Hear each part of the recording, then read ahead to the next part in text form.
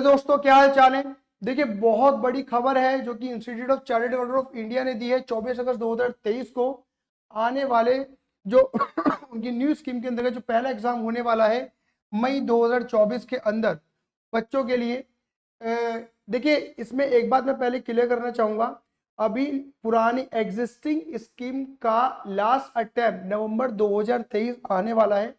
इसमें पहले एडवाइस करनी जरूरी है कि आप अपने जो भी ग्रुप की तैयारी कर रहे हैं, ग्रुप 1 या ग्रुप 2 या दोनों ग्रुप की आप जो भी तैयारी कर रहे हैं, उसे बहुत अच्छी तरीके से करिएगा जिससे आप इस अनाउंसमेंट का फायदा उठा सके।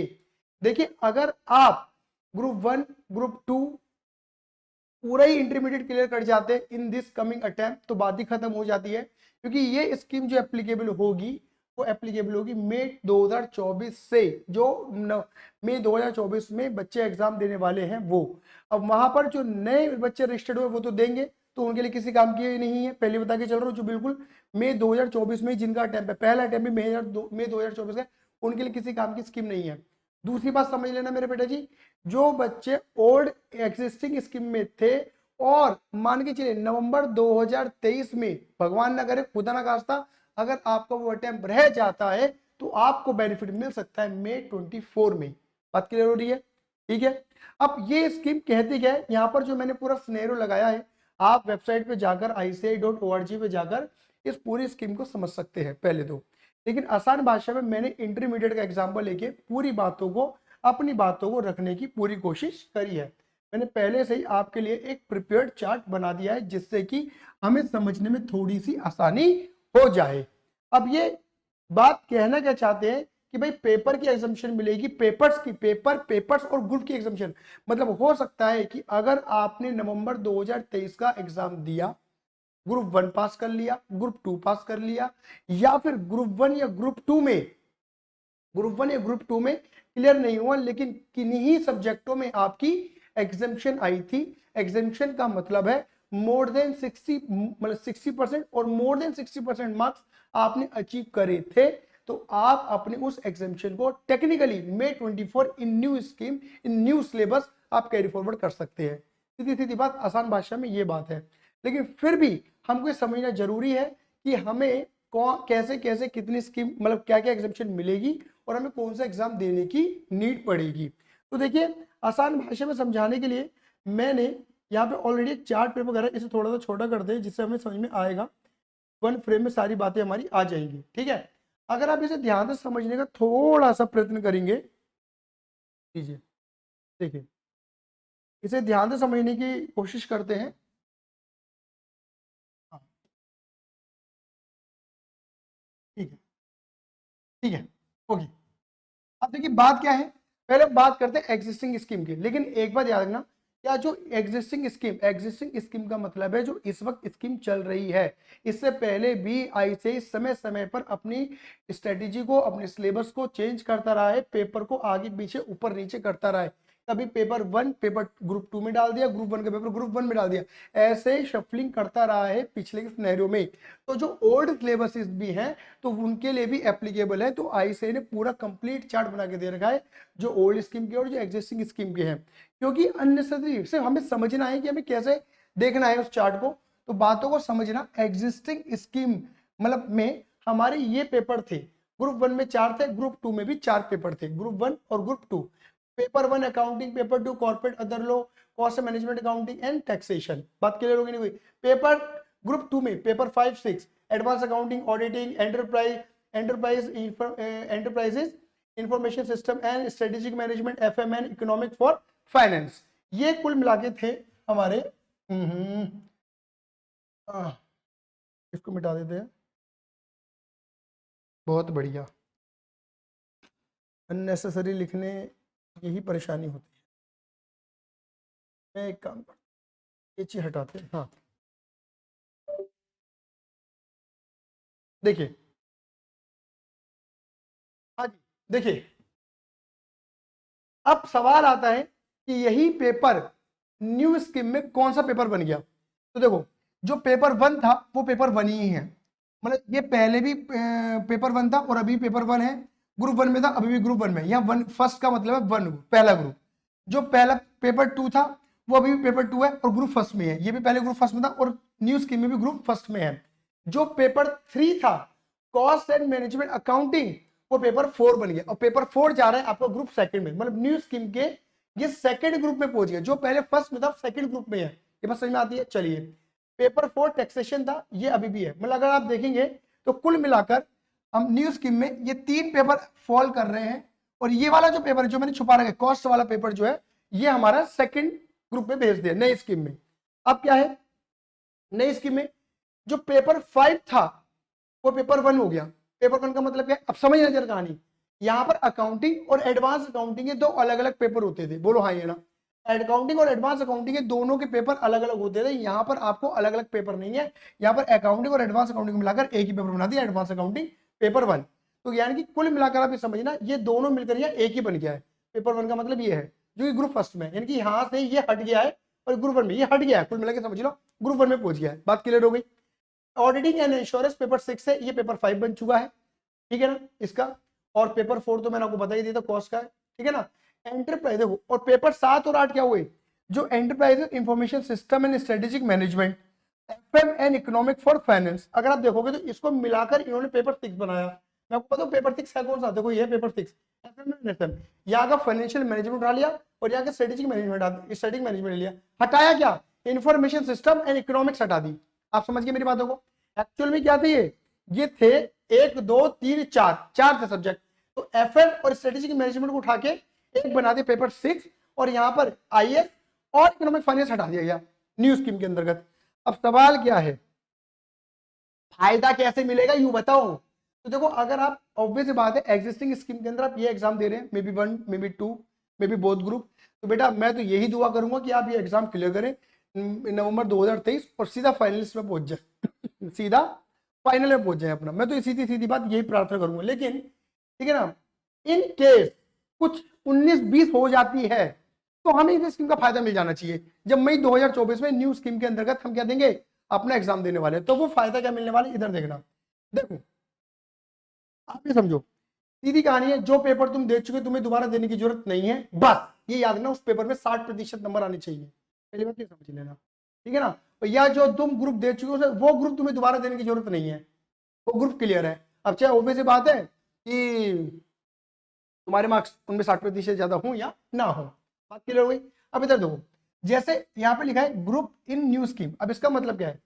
अगर हमने पहला ग्रुप पास कर लिया, अब सोचो नॉर्मल बुद्धि लगाना, अगर आप पहला ग्रुप पास कर लेते हो तो नॉर्मली आप कौन सा ग्रुप देते? ग्रुप 2 देते, ग्रुप 2 देते। अब आपको ये वाला ग्रुप नहीं देना, अब तो नया आ जाएगा नवंबर 2023 के बाद। मान लो आपने नवंबर 2023 में ग्रुप 1 क्लियर कर लिया, नवंबर 2023 में, मेरे शब्दों को ध्यान से सुनना, नवंबर 2023 में आपने पहला ग्रुप क्लियर कर लिया, बात क्लियर हो गई नहीं हो गई? ग्रुप सेकंड, फिर अगर मान लो अगर ओल्ड एग्जिस्टिंग स्कीम चलती रहती तो अभी वाला ग्रुप देते नहीं देते? अब ये नहीं देना, आप कौन सा दोगे? ये वाला, पहले ये समझो, ये बात क्लियर हो गई? डन डना डन, ठीक है ना, ये वाला, ठीक है। और अगर आपने ग्रुप 2 दिया या ग्रुप 1 और 2 दिया और 2 क्लियर हो गया, तुम्हारा 2 क्लियर हो गया, तो कौन सा ग्रुप देना टेक्निकली? 1। अब आपको ये वाला 1 नहीं देना, नई स्कीम का 1 देना है। ये बात क्लियर हो गई? डन डना डन, इतनी सी बात क्लियर होती है। अब सुनिए मेरी बातों को जरा ध्यान से, बातों को समझने जरा ध्यान से, ठीक है। आपको करना क्या है, आपको ये एग्जाम देने हैं, आप इसमें आपको ये एग्जाम देने हैं, लेकिन आपने दिमाग लगाया, आपने बोला अरे आईसीआई, अरे आईसीआई मेरा तो ग्रुप 1 क्लियर हो गया ना, तो मेरे को तो ग्रुप 2 देने का है। अब तू ग्रुप 2 कौन सा दिलवा रहा है मेरे से? तू ग्रुप 2 दिलवा रहा है मेरे से ये वाला नई स्कीम वाला। लेकिन ग्रुप 2 में जो तुम्हारा पेपर आ रहा है ना P4 cost and management accounting, ये मैं ग्रुप 1 में ऑलरेडी देकर पास कर चुका हूं, क्योंकि मेरा ग्रुप 1, मैं ग्रुप 1 पास आउट हूं, मेरा ग्रुप 1 पास है, मैंने ये पास कर लिया। जब मैंने पास कर लिया तो मुझे 1 क्यों दिलवा रहा है? तू दोबारा से अगर ये एग्जाम दिलवाएगा तो मेरे साथ नाइंसाफी हो रही है नहीं हो रही है? हाँ हो तो रही है। तो तेरे को वो कहते हैं कि तेरे को ये देने की जरूरत नहीं है, बात क्लियर होगी नहीं होगी? तेरे को ये देने की जरूरत बिल्कुल भी नहीं है। बहुत बढ़िया, तो कौन से देने के तेरे को? तेरे को P5 और P6 देने के। क्यों? अब दिमाग लगाओ, देखो P ग्रुप सेकंड में तुम कौन सा देते? अगर टेक्निकली तुम ये वाला ग्रुप देते कि ये वाला ग्रुप देते, P5 देते। P5 देने की जरूरत नहीं है क्योंकि P5 इसका P1 बन चुका है, यानी कि इसका ग्रुप 1 क्लियर हो चुका है। एडवांस अकाउंटिंग देने की जरूरत नहीं है क्योंकि तुम्हारा अकाउंटिंग क्लियर है, बात क्लियर हो गई? दूसरी बात समझो, ऑडिटिंग एंड इंश्योरेंस ये तुम देते, ये तुम अभी भी दोगे। और देखो इसको मिलाकर क्या बना दिया गया, एफएम और एसएम बना दिया गया, एफएम एसएम ये दोगे। तो इनकी तुम्हें P5 और P4 मैंने बोल दिया, ये P5 और P6 लिखना है मुझे यहाँ पर। हाँ जी, यहाँ पर हमें क्या करने का है, P5 और P6 देने का है। क्लियर है ये नहीं है, बात समझ में आई है नहीं है? ये सीधी सीधी कहानी है हमारी, सीधी सीधी कहानी है, हाँ ये ना, ठीक है। ग्रुप एक्सेप्शन मिल गई हमें, ठीक है। सर अगर मान के चलो, सर अगर मान के चलो कि हमने ग्रुप 1 और ग्रुप 2 दोनों दिए होते, और मान लो ग्रुप 1 तो हमारा पास हो गया, लेकिन ग्रुप 2 में क्या हुआ, ऑडिटिंग एंड इंश्योरेंस के अंदर, ऑडिटिंग एंड इंश्योरेंस के अंदर हमें आगे 60% ऊपर, तो क्या इसकी एग्जामिशन मिलेगी? मिलेगी, मिलेगी। तो यानी कि आपको ये पेपर देने की जरूरत नहीं पड़ेगी फिर, बोलो हाँ या ना, क्योंकि आपके पास क्या है, एग्जामिशन है, एग्जामिशन कैरी फॉरवर्ड कर लोगे। फिर आपको P6 देने का, खाली एफएम और एसएम, बात क्लियर हो गई नहीं हो गई? बोलिए हाँ या ना। और सर अगर मान के चलो दोनों ही में एग्जामिशन आ गए, तो मेरे अकॉर्डिंग तो बेटा यू आर द फाइनलिस्ट, आप फाइनल के अंदर पहुंच चुके हो। बात क्लियर होगी नहीं हुई? आपका क्लियर है, क्यों? आप समझना, एडवांस अकाउंटिंग एग्जाम्प्ट हो चुकी है पेपर 1 की वजह से, बोलो हाँ या ना, क्योंकि वो मिला दिए गए हैं, ठीक है। और रही बात तुम्हारी किसकी, ऑडिटिंग इंश्योरेंस की, और इसमें तुम क्या ला चुके हो ये, और कुल मिला के तुम्हें आईएएस और फाइनेंस इसकी प्रिपरेशन की कोई रिक्वायरमेंट है ही नहीं। सीधी सीधी कहानी इतनी सी है, आई बस में नहीं है, ठीक है। अब इधर देखना, मान लो तुमने ग्रुप 2 ग्रुप 2 क्लियर कर दिया, तो टेक्निकली तुम कौन सा देते, ग्रुप 1 देते। अब तुम्हें ये वाला ग्रुप नहीं देना, तुम्हें न्यू स्कीम का ग्रुप 1 देना है। अब आ जाओ इधर देखना, इधर देखना, इधर देखना, advance accounting, advance accounting, advance accounting. तुम क्या बोलोगे, अगर मैंने ग्रुप 2 दे दिया, तुम मुझसे ग्रुप 1 दिलवा रहा है ये वाला, तो ग्रुप 1 में मेरा क्या रहा, एडवांस अकाउंटिंग, लेकिन एडवांस अकाउंटिंग तो मैं दे चुका, तो दोबारा एग्जाम दिलवा रहा है आईसीआई, चल तेरे को ये नहीं देने का है, ओके ठीक है। अब देखो, अब तेरे को ग्रुप 1 देने का है, कॉर्पोरेट एंड अदर लो, वो इसमें नहीं आ रहा, तूने जो एग्जाम क्लियर करा है इसके अंदर नहीं है, तेरे को ये वाला एग्जाम देने का, P2 देने का है। बात क्लियर हो गई?